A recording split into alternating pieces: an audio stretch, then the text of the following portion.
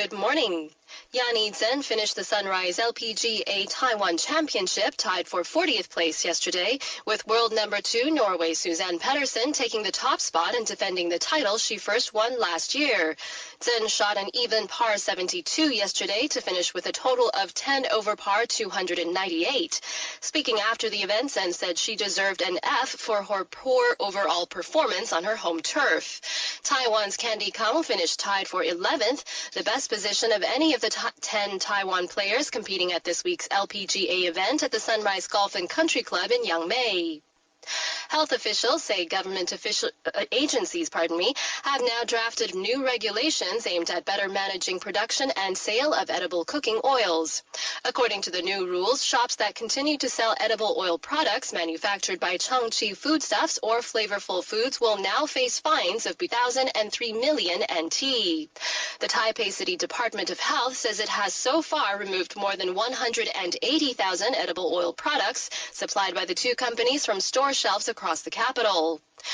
And a newly organized food safety task force says its inspectors have so far inspected over 2,500 retail outlets and over 1,000 restaurants and night market stalls to ensure Changqi and Flavorful products are no longer being used.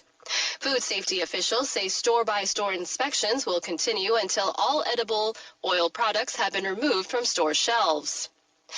Meanwhile, the Food and Drug Administration says all counterfeit edible oils and those containing the banned additives will be destroyed. According to the Ministry of Health and Welfare, the products will be destroyed in accordance with the Act governing food sanitation. The ministry says the central government will set deadlines for local governments to comply with the order to destroy counterfeit or tainted edible oils. The Council of Agriculture says plans to carry out rabies experiments on healthy animals will be discussed at a meeting next year. According to Agriculture Minister Chen Baozhi, animal rights activists and experts will be invited to participate in the meetings and will be allowed to review research plans based on international laboratory and ethical standards. The statement comes a week after reports surfaced that celebrities, including actor Alec Baldwin, had petitioned Chen to cancel plans to experiment on healthy dogs, mice, and Formosan ferret badgers. The government has said the experiments are aimed at learning how rabies is transmitted among different species. To date, rabies cases here in Taiwan have been found almost exclusively in ferret badgers, with the sole exception of one Asian house shrew. That has prompted speculation that the particular strain of rabies recently found in Taiwan cannot be passed to other species. Rabies infections have so far been reported in 57 townships and districts across 9 counties and municipalities in the center and south. Former KMT Secretary General Chang Rong-kang says it is not necessary for the government to shun political talks with China so long as it serves public interest. According to Chang, who now heads Radio Taiwan International, the political contacts are already taking place between the two sides, and Beijing has not blocked Taiwan's participation in the World Health Assembly and International Civil Aviation Organization.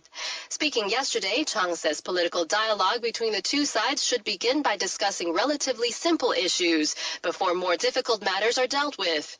He went on to say that most of the proposals made by the KMT at the Cross-Strait Economic Trade and Culture Forum were needed by the people and have been translated into policy or pacts between the both sides.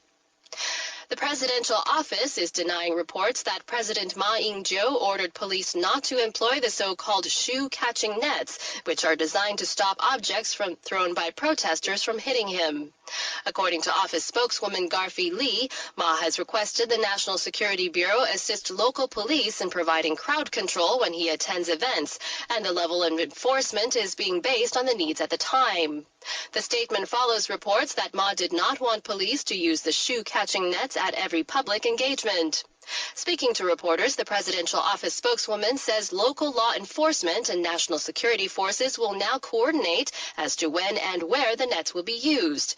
The move comes amid an upsurge by protesters in the throwing of objects, including shoes and eggs, at Ma during public engagements. Premier Zhang Yihua yesterday visited scenic spots in outlying Jingmen County. The visit comes as the Ma administration is considering withdrawing some troops from nearby Dadan and Erdan islets. The government says both islets are expected to be open to tourists in the future. The Jingmen County Tourism Department has proposed opening the two islets to tourists for a 2-year trial run beginning in September of 2015 to a limited number of tourists. However, the county government says its goal to fully open the islets to tourists from September to 2017, and future tourists are expected to include Chinese nationals. The two islets are located some 4,000 meters from the Chinese city of Xiamen. The daughter of former Vice President Lian Zhan yesterday admitted providing funds to a biotech company that sells a controversial weight loss product. The move comes days after revelations that Lian Huixin paid the Gene Herbs company to help it develop food supplement pills that contained banned ingredients. Lian also apologized yesterday for, in her words, causing public controversy and concern for certain customers. However, she says that she was unaware of the alleged use of prohibited ingredients in the product. The island's two oil refiners have dropped the price of gas at the pump from this morning by 0.2 NT per liter. The move by state-owned refinery, CPC, and private refiner Formosa Petrochemicals is the second time in as many weeks that prices of gasoline have dropped. According to CPC, the decision to drop prices at the pump is due to crude oil reserves in the U.S. remaining higher than market expectations, which has led to a decline in international oil prices. And finally, organizers of the Taoyuan Land and Open Art Festival say some 200,000 people traveled to Xingwu Township yesterday to see the rubber duck artwork currently on display. The artwork by Dutch artist Florentine Hoffman went on display Saturday as part of the Landscape Art Festival. It also saw around 200,000 visitors on the opening day. The Taoyuan County government says it expects to attract up to 1.5 million visitors during the duck's 15-day display.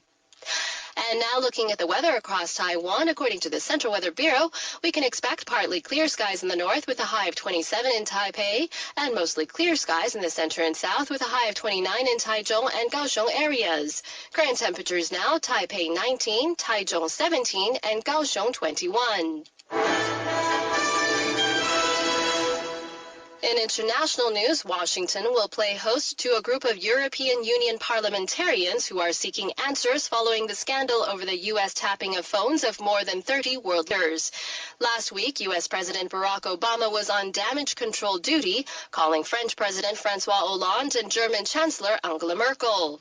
Our Washington correspondent Priscilla Huff has a preview. The 9-member delegation is coming from the European Parliament's Civil Liberties Committee. They are tasked with getting answers out of official Washington. First, they want to find out exactly what documents Edward Snowden has, in part to protect the digital privacy rights of Europeans. And second, they want to find out if there are legal remedies for EU citizens who might have been under surveillance. European leaders have made it clear trust with Washington is in tatters. The Obama administration has said little other than the U.S. gathers intelligence just like other nations do. Germany is upping the ante. They're also sending their ministers for foreign and domestic intelligence to talk with their American counterparts about exactly which spy agency knows what. For ICRT News in Washington, I'm Priscilla Huff. Syria has handed over a list of its chemical weapons to the international group tasked with destroying the stockpile.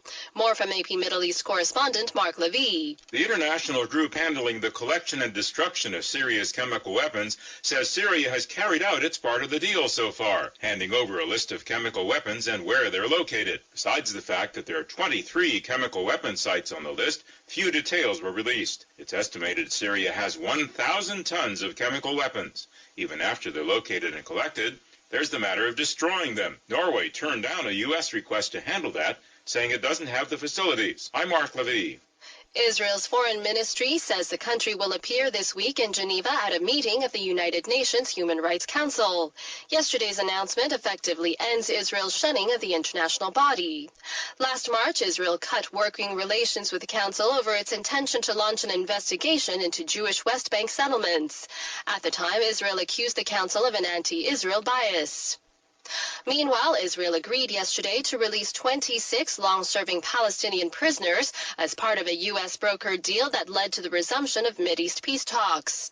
At the time, Prime Minister Benjamin Netanyahu is planning on approving new settlement construction to appease hardliners who oppose the release. Many of those to be released were involved in killing Israelis. In all, 104 Palestinian prisoners are to be released in 4 stages during the 9 months set aside for Israeli-Palestinian negotiations.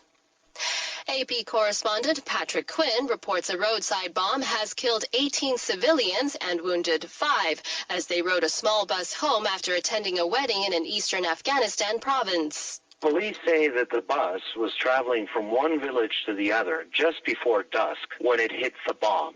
The victims include 14 women, 3 men, and a child, and the 5 wounded are all women. Buses such as this usually are used to ferry people from village to village in Afghanistan. That was Patrick Quinn. Several car bombs have exploded around the Iraqi capital, Baghdad, killing at least 66 people. The bombs were placed in parked cars and detonated over a 30-minute period in busy streets, mainly in Shia areas. Separately, a bomber blew himself up in the northern city of Mosul during near troops queuing at a bank, killing 14 people. At least 100 people were injured in the attacks. Countrywide violence, often fueled by sectarian divisions between Shia and Sunni Muslims, has reached its highest level since 2008. In Russia, thousands have marched through the streets of Moscow protesting against political persecution by the government of Vladimir Putin. It's one of the largest demonstrations seen in the Russian capital since anti-government protests lost momentum following a crackdown on protesters. Ali Barrett reports from Moscow. Police say 4,500 people turned out to protest, but participants claim it was as high as 10,000. Among the protesters was opposition leader Alexei Navalny, who was freed with a suspended jail term earlier this month after being convicted in a controversial fraud case. Demonstrators called for freedom for those jailed after protests last year following President Vladimir Putin's re-inauguration. But protesters also carried images of other figures perceived to have suffered political persecution under Vladimir Putin, including jailed former oil chief Mikhail Khodorkovsky, members of punk band Pussy Riot, and the 30 detained activists from Greenpeace ship Arctic Sunrise. For ICRT News in Moscow, I'm Ollie Barrett. Georgia, a sovereign state north of Russia, is holding an election to select a president from among 23 candidates. 3.5 million people are expected to turn out at voting stations. Daria Bondarchuk reports from Moscow. The vote may put an end to the decade-long rule of Mikhail Saakashvili, a pro-Western politician who headed the opposition movement in the so-called Rose Revolution in 2003 that ousted the previous pro-Russian leader Eduard Shevardnadze. For the Georgian Dream coalition led by the current Prime Minister Bidzina Ivanishvili, the vote will be a test of confidence for the party's candidate Georgi Margvelashvili. Other frontrunners include a former parliamentary speaker Dino Borjanadze and a candidate from the former ruling national movement David Bakradze. Over 20,000 observers are overseeing the elections, including 1,200 international monitors from 65 foreign organizations. The record-breaking presence of observers is expected to guarantee a fair and transparent vote. For ICRT News in Moscow, I'm Daria Bondarchuk. Thousands of ethnic Hungarians held rallies yesterday to demand autonomy for their minority group in the areas where they live in Romania. The marchers were held in 14 communities in Transylvania. In Budapest, Hungary, thousands marched to the Romanian embassy carrying a sign reading "Territorial Autonomy for Zekerland," referring to the stretches of Romania where ethnic Hungarians are concentrated. The Civic Cooperation Forum, which organized the demonstrations, says it will send a petition to the European Union and the Romanian government to call for the cause of Zeker autonomy to be taken into consideration. Ethnic Hungarians make up about 6% of Romania's population of 19 million.